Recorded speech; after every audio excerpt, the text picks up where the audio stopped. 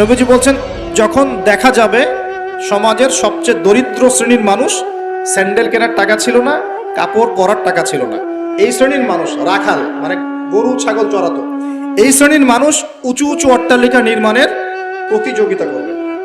ভালো করে বোঝেন, নবীজি বলছেন না ধনীরা, সমাজের ধনীরা অট্টালিকা নির্মাণের প্রতিযোগিতা করবে, নবীজি এই কথা বলছেন না হাদিসে।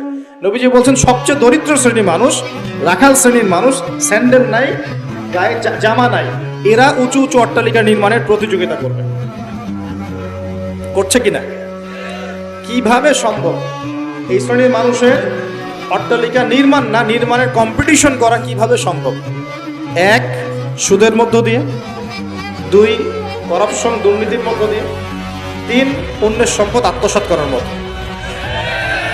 এই সমস্যাগুলো চলছে কিনা সমাজে? এরাই যখন 10-20 তলা বিল্ডিং উঠাবে তখন তো আর মানুষকে মানুষই মনে করবে না।